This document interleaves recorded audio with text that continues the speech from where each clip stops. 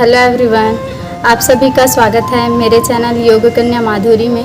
तो आज मैं आपको बताऊंगी कि आप सूर्य नमस्कार को कैसे करें और सूर्य नमस्कार करने से पहले हमको कौन कौन सी सावधानियां बरतनी चाहिए, इसके क्या क्या लाभ होते हैं और सूर्य नमस्कार कितने स्टेप्स में होते हैं, उन स्टेप्स को कैसे करते हैं और उन स्टेप्स करने के दौरान हम कौन कौन से मंत्रों का उच्चारण करते हैं, वो आप इस वीडियो में जानेंगे। तो वीडियो में अंत तक बने रहें और अभी तक आपने मेरे चैनल को सब्सक्राइब नहीं किया है तो प्लीज़ मेरे चैनल को सब्सक्राइब करें और नोटिफिकेशन बेल को प्रेस करना ना भूलें। तो चलिए वीडियो शुरू करते हैं। तो सबसे पहले मैं आपको सूर्य नमस्कार की सावधानियां बताऊंगी कि सूर्य नमस्कार करने के दौरान और सूर्य नमस्कार करने से पहले हमको कौन कौन सी सावधानियां बरतनी चाहिए। तो सबसे पहले हमको खुले वातावरण में सूर्य नमस्कार का अभ्यास करना चाहिए। सूर्य नमस्कार का अभ्यास हमेशा खाली पेट ही करना चाहिए। और अगर आपको लंबे समय से लो बैक पेन है, आपको स्लिप डिस्क की बीमारी है, तो भी आप सूर्य नमस्कार को ना करें। और अगर आपको घुटनों में दर्द है, आपके कमर में दर्द है, तो आप एक बार अपने डॉक्टर से सलाह ले लें, तब आप सूर्य नमस्कार का अभ्यास करें। और सूर्य नमस्कार को हमेशा ढीले ढाले वस्त्र ही पहन के करना चाहिए। और सूर्य नमस्कार को कभी भी फोर्सफुली नहीं करना चाहिए। हमेशा एक आसन से जब आप दूसरे आसन में जाते हैं तो हमें सहजता से जाना चाहिए, कभी भी एक झटके से नहीं जाना चाहिए। तो ये सारी थी सूर्य नमस्कार की सावधानियाँ।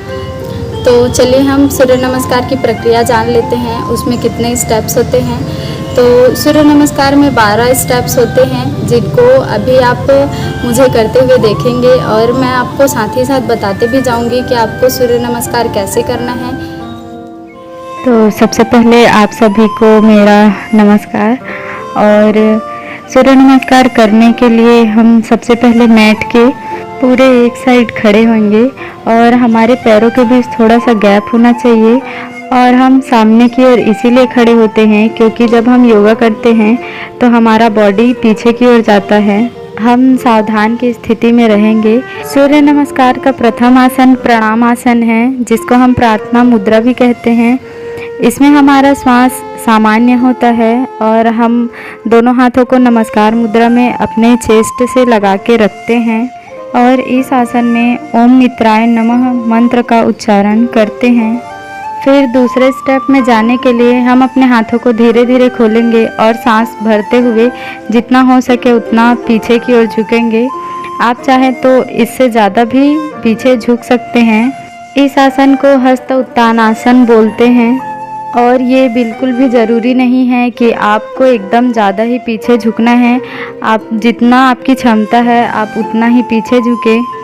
इस आसन में ओम रविये नमः मंत्र का उच्चारण करते हैं। फिर तीसरे आसन में जाने के लिए आप सांस छोड़ते हुए धीरे धीरे सामने की ओर झुकेंगे और अपने दोनों हाथों को अपने दोनों पैरों के बगल में रखेंगे और कोशिश करें कि आपका जो माथा है वो आपके घुटने से टच हो। इस आसन का नाम पादहस्तासन है और ओम सूर्याय नमः मंत्र का उच्चारण करते हैं। फिर चौथे आसन में जाने के लिए आप सबसे पहले अपने लेफ्ट पैर को पीछे की ओर ले जाएं और ध्यान रहे कि आपका जो हाथ है वो अपने जगह से हटना नहीं चाहिए। फिर हमें ऊपर की ओर देखना चाहिए। अगर आपको और फ्लेक्सिबिलिटी चाहिए तो आप अपने बॉडी को और पीछे की ओर बेंड कर सकते हैं। इस आसन को अश्व संचालनासन बोलते हैं और ओम भानवे नमः मंत्र का उच्चारण करते हैं। फिर आप पांचवें स्टेप में जाने के लिए अपना जो राइट पैर है उसको भी पीछे की ओर लेके जाएं और अपने दोनों पैर को एक जगह सटा के रखें और ध्यान रखें कि आपका जो एड़ी है वो ज़मीन से टच हुआ हो। और इस आसन को हम श्वास छोड़ते हुए करते हैं और हमारी जो नज़रें हैं वो नाभि की ओर होनी चाहिए। इस आसन का नाम पर्वतासन है और ओम खगाय नमः मंत्र का उच्चारण करते हैं। फिर छठवां आसन है अष्टांग नमस्कार आसन। इसको अष्टांग नमस्कार आसन इसीलिए बोला जाता है क्योंकि इस आसन में हमारे बॉडी का 8 पार्ट ज़मीन से टच होता है। हमारे दोनों पंजे, हमारे दोनों घुटने, चेस्ट, दोनों हथेलियाँ और हमारा चिन ज़मीन से टच रहता है और हमारा श्वास सामान्य होता है। इस आसन में ओम पुष्णे नमः मंत्र का उच्चारण करते हैं। फिर 7वां आसन है भुजंग आसन। इसको हम कोबरा पोज भी बोलते हैं। इसको आप 2 तरीके से कर सकते हैं। एक में आपका कोहनी मुड़ा हुआ रहेगा और सिर ऊपर रहेगा और आपके दोनों पैर सीधे होंगे, और दूसरे पोज में आप और ज़्यादा फ्लेक्सिबिलिटी चाहते हैं तो आप अपने हाथों को पूरा सीधा करके अपने कमर को पीछे की ओर पूरा बेंड कर सकते हैं। और भुजंग आसन को हम श्वास भरते हुए करते हैं। इस आसन में हम ओम हिरण्यगर्भाय नमः मंत्र का उच्चारण करते हैं। 7वें स्टेप के बाद जो 8वां स्टेप होता है वो वापस से रिपीट होता है। भुजंग आसन से हम श्वास छोड़ते हुए पर्वतासन में आते हैं और इस आसन में हम ओम मरीचये नमः मंत्र का उच्चारण करते हैं। पर्वतासन करने से कमर का मोटापा कम होता है, पैर मजबूत होते हैं और फेफड़े स्वस्थ होते हैं, और साथ ही साथ हमारा ब्लड सर्कुलेशन संतुलित होता है। पर्वतासन के बाद हम श्वास भरते हुए अश्व संचालन आसन में जाएंगे। और याद रहे कि जिस पैर को हम पहले पीछे की ओर लेके गए थे उस पैर को हम पहले सामने की ओर लेके आएंगे। और आप देख सकते हैं कि मेरे हाथों की स्थिति अपने जगह में ही है। इस आसन में हम ओम आदित्याय नमः मंत्र का उच्चारण करते हैं। इस आसन को करने से हमारे शरीर की मांसपेशियां मजबूत होती है, हमारे हृदय और फेफड़ों के लिए भी फायदेमंद होती है, और हमारे शरीर के मेटाबॉलिज्म और हमारे डाइजेशन के लिए भी फायदेमंद होता है। इस आसन के बाद हम वापस से पादहस्त आसन में जाएंगे श्वास छोड़ते हुए, और कोशिश करेंगे कि आपका जो सिर है वो आपके घुटने से टच हो। अगर आप टच नहीं कर पा रहे हैं तो आपसे जितना बनता है आप उतना ही करें, ज़्यादा फोर्स ना लगाएं। इस आसन में हम ओम सावित्रे नमः मंत्र का उच्चारण करते हैं।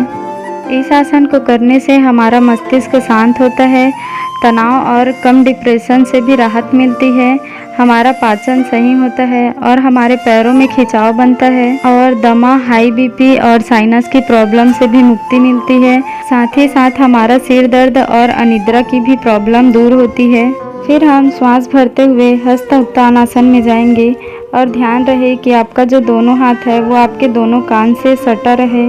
इस आसन में ओम आर्काय नमः मंत्र का उच्चारण करते हैं। इस आसन को करने से हृदय की पेशियां मजबूत होती हैं, हमारे मस्तिष्क में ब्लड सर्कुलेशन बढ़ता है, और इस आसन को करने से हमारी पेट की जो मांसपेशियां हैं वो भी मजबूत होती हैं। साथ ही साथ पेट के दर्द को भी ये कम करता है, लोअर बैक मसल और रीढ़ की हड्डी को भी मजबूत करता है। फिर हम धीरे से श्वास छोड़ते हुए प्रणाम आसन में आते हैं। श्वास सामान्य होती है और अंत में ओम भास्कराय नमः मंत्र का उच्चारण करते हैं। तो इस प्रकार से सूर्य नमस्कार का एक चरण पूरा होता है। सूर्य नमस्कार को प्रतिदिन कम से कम 2 से 3 चक्र करना चाहिए और अधिकतम 5 से 6 चक्र करना चाहिए।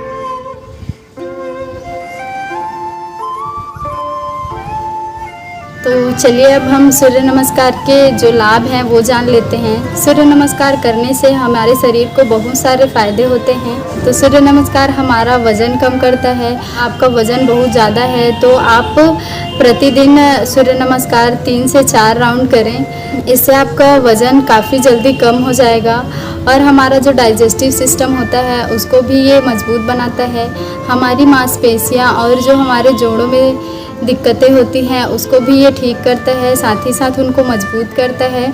हमारा मस्तिष्क शांत रहता है और हम किसी भी चीज़ के ऊपर अच्छे से कंसंट्रेट कर पाते हैं, और आप अपने शरीर को लचीला बना सकते हैं ताकि आपके शरीर में किसी भी प्रकार का अकड़न ना हो। और जो गर्ल्स में प्रॉब्लम होती है पीरियड से रिलेटेड, जिसको हम मासिक चक्र बोलते हैं, वो अनियमित होती है तो उसको भी ये नियमित करने में मदद करता है।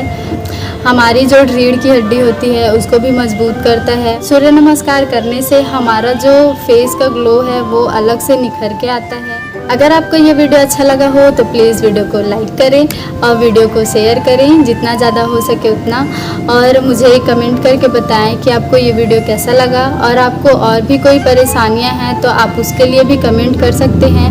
हम उस परेशानी को दूर करने के लिए जो भी उसके लिए योगा है हम वो वीडियो लेके आएंगे। और आप मुझे कमेंट करें कि आपको नेक्स्ट वीडियो कौन से टॉपिक पे चाहिए। Thank you for watching this video guys. वो मिलते हैं नेक्स्ट वीडियो में। Bye bye.